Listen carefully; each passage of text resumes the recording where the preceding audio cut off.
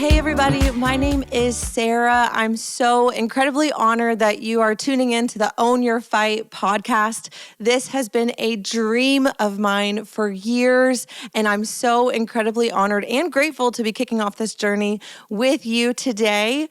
Own Your Fight, it's this concept that the Lord gave me late at night. I was just talking with him, me and the Lord, and he started downloading this so fast. And I'm so excited to share with you kind of what we're going to be going through as we journey through this together. Because the reality is, none of us were taught how to fight, or most of us weren't taught how to fight well. Most of us were probably taught how to avoid it. We were taught maybe how to fight blindly, kind of run into a fight and not really know strategy or skill or what we're jumping into. I think a lot of us too, we probably weren't taught how to deal with conflict well, confrontation well, trauma well. A lot of us bring a lot of things from our past, from our upbringing that we just kind of bring through life. And as I've been praying and growing, and a little bit about me, I have 2 kids, 2 beautiful little ones. I've been married for almost 10 years now. And the more I grow up and grow into becoming a mother, I'm learning so many things about myself.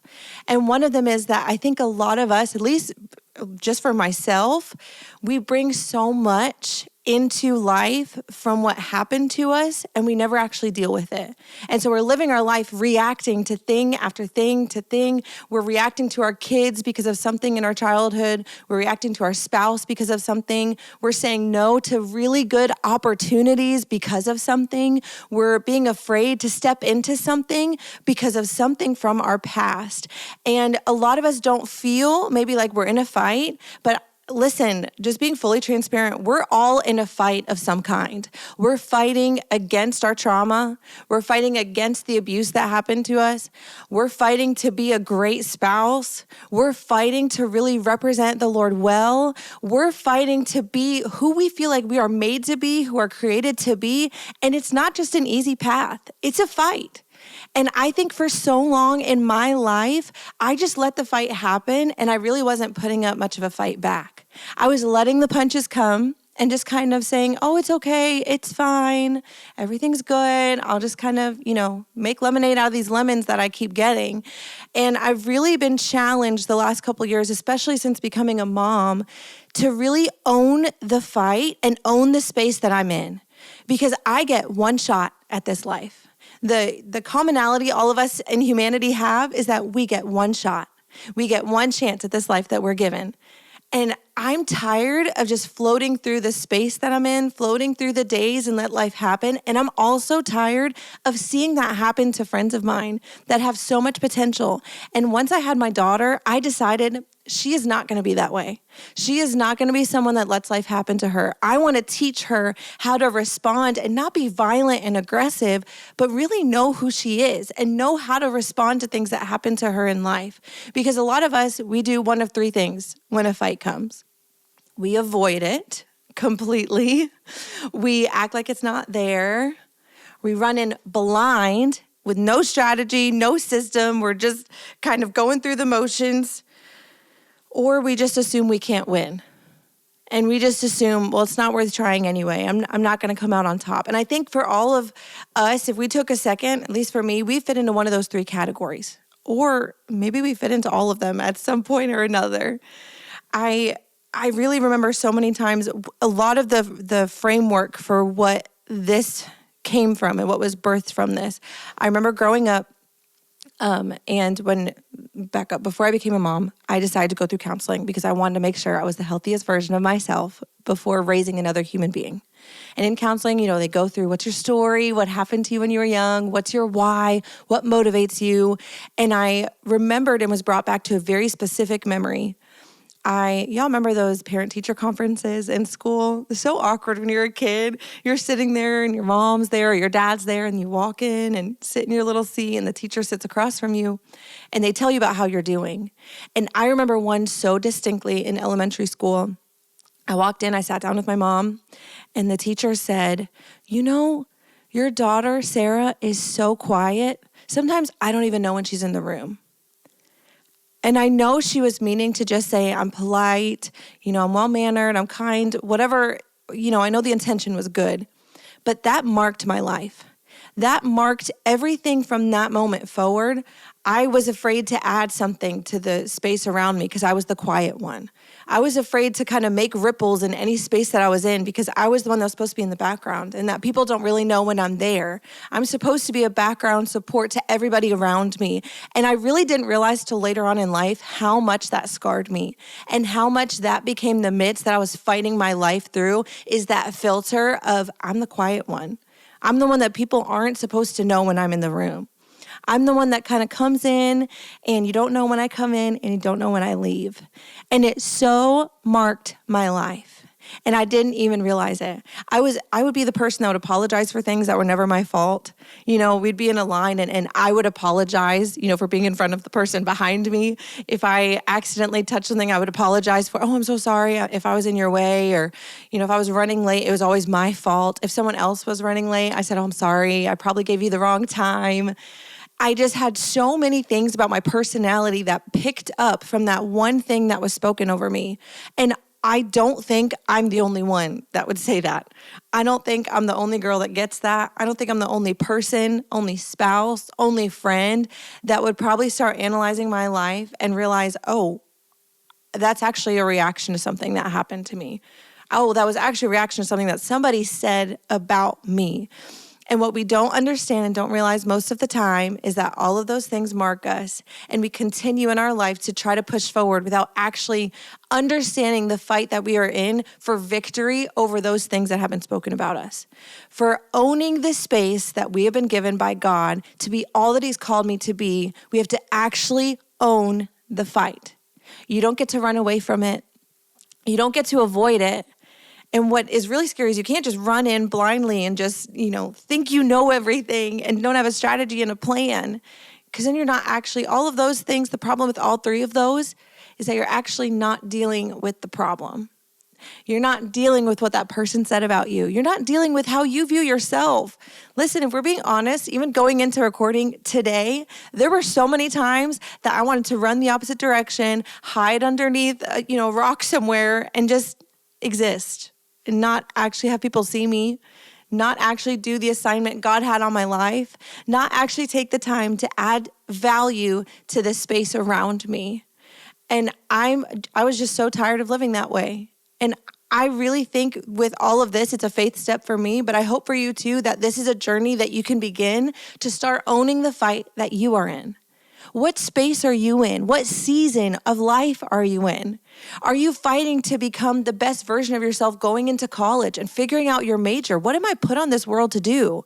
Are you in a season of life of trying to navigate friendships and relationships and, am I being the best friend that they need for me? Or, do I actually have people pouring into my life? Do I know how to be a friend?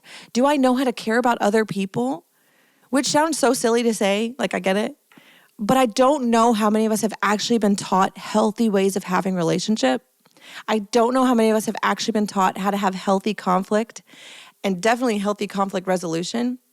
And then we're in the next season of life where we're maybe dating, engaged, early married, and you're figuring out how to be a spouse, how to have this other person you're living with all the time. And listen, I'm extroverted. My husband's introverted. I had to figure out, he needs alone time and that knee-jerk reaction to me of feeling rejected and being confused. And extroverted me had to figure out, where are my people? What am I going to do? I'm married now. How do I figure out how to get my cup filled up? And then you have kids. You're in your career, whatever season you're in, I'm here to tell you that you're not there on accident, but there's also reality that you need to face, that it's a fight that you are going to be in. Are you going to let life happen to you and just avoid it? Or are you going to step into the ring in this season of life that you're in and own it? And I want to challenge you to own it with the mindset and mentality that I'm going to win. I'm going to win. I am going to do all the things that I've been put in here to do. I'm not just going to be a background player anymore. I'm not just going to let life happen to me. I actually have something to say and contribute to this life. I listened to the sermon one time and he was asking the question, where's the wealthiest place on earth? Where is the space you can go to and find the most wealth? So all of us are giving answers places where there's a lot of mansions, a bank, some island somewhere. And he said something so challenging. It still scares me a little bit to this day. It's part of my motivation to keep going. He said, you want to know the most rich place on earth is a cemetery, because people there are buried, and they're buried with dreams that never happened.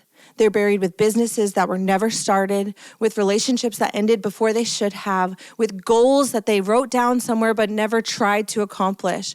Graveyards are places that people end up going to and having all of these ambitions and dreams and wealth of ideas to contribute to the world around them, and they never did them.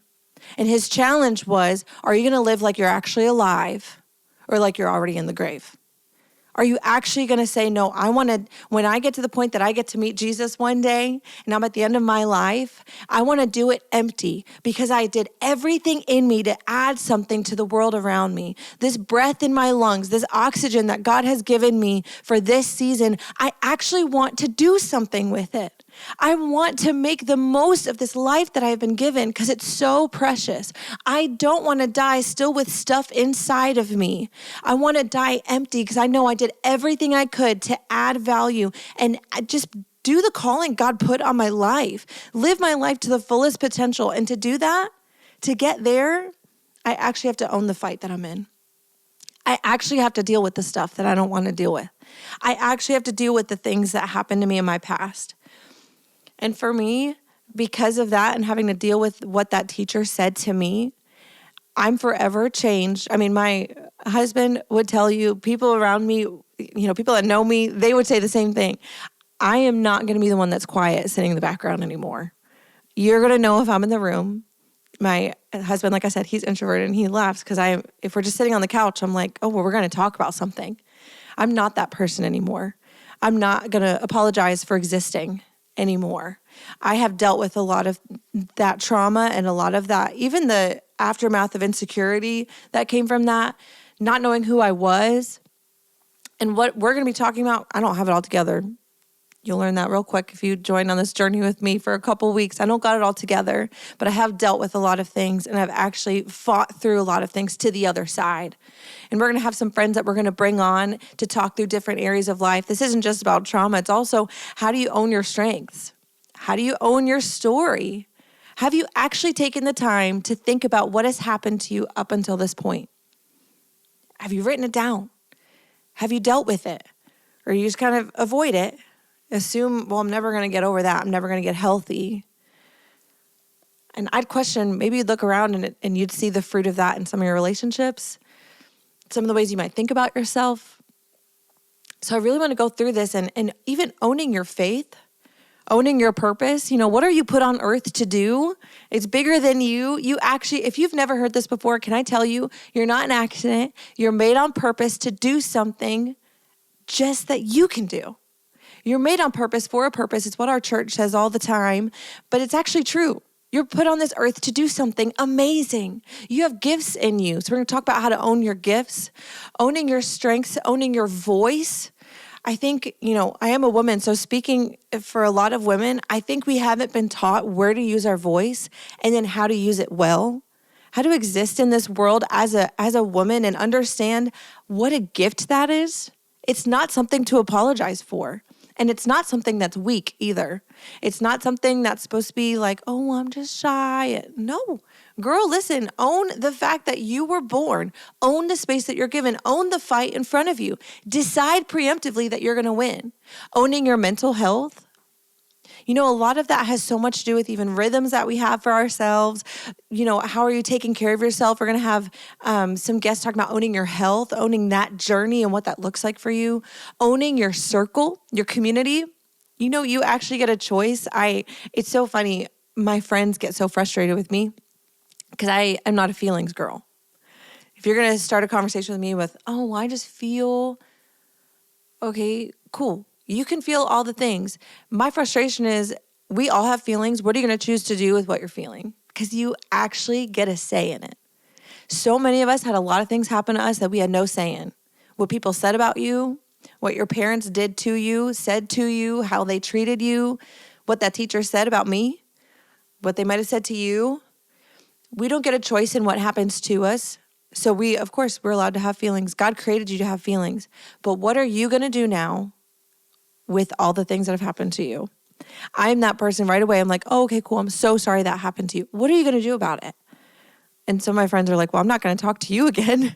But feelings are so real, but now we get the choice to actually do something with it. And I'm so excited to go on this journey and really discover, how to own the space that we're in. I was even thinking through and praying through one day. My brain's going to be super random. I hope you're here for it. But the fact that so many of us, I think, live our life almost like we're renting the space. Right? Like, oh, well, we're apologizing for things. We're not actually fully enjoying the things. We're not doing things that we want to do. We're just kind of surviving through life and kind of like drifting through.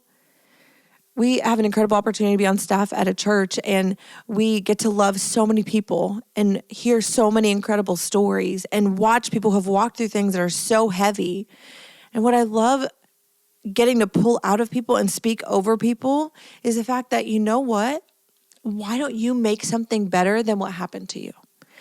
I know a lot of people. I'm hopeful to be able to share my mom's story on here one day of what she walked through and what she has done with it, which is absolutely amazing. She's one of my heroes. She's incredible.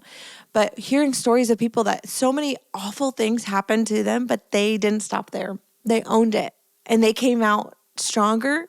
They get to inspire all the people around them like me, and get to really see the fruit of what happens when you own the fight that you're in, when you own the space that you're in, when you own the life that you've been given, when you actually wake up every single day and say, I'm going to do something with my day today. I'm going to make someone else's day better. I'm going to understand who I am and have something to contribute to the world around me. And I guarantee you, if you make the decision to own your fight today, your parenting will be stronger and healthier. You'll be healthier in the relationship you have with your spouse. You'll be a better friend. You'll be able to serve people around you better. You'll be a better employee if you actually own the strengths that you were given and own all the things that happen to you and stop living like a renter in the life you've been given. This isn't a temporary space for you. Every single day is yours to own. So do something with it. So every single week, we're going to be talking about something new. We're going to be talking about another space that you can own. We're going to have a lot of fun. We're going to have a lot of probably serious conversations together. But the whole concept that I'm so glad that you are joining and starting this journey of is owning the fight that you are in. Owning your reactions to things. How do you respond when people compliment you? Because can I tell you, you're amazing, that God has a plan for you, that you're not an accident, that you're incredible, you're strong. And even hearing that, do you have some reaction to that? Is it easy for you to hear that? Is it kind of make you uncomfortable? Owning our reactions to things. We're going to talk about that too. What is your knee-jerk reaction to things? But I do want to say, you are here for a purpose. You are absolutely amazing. You are going to come out on top. You're going to own this fight. And I promise you, lean in and watch the victories that will come. Watch the way that the world around you is going to be affected. Watch the fact that you're going to enjoy every single day way more. Own the space that you're in and watch the victory that will come on the other side. So I'm excited to be on this journey with you. I hope you stick around, and I can't wait for the weeks to come.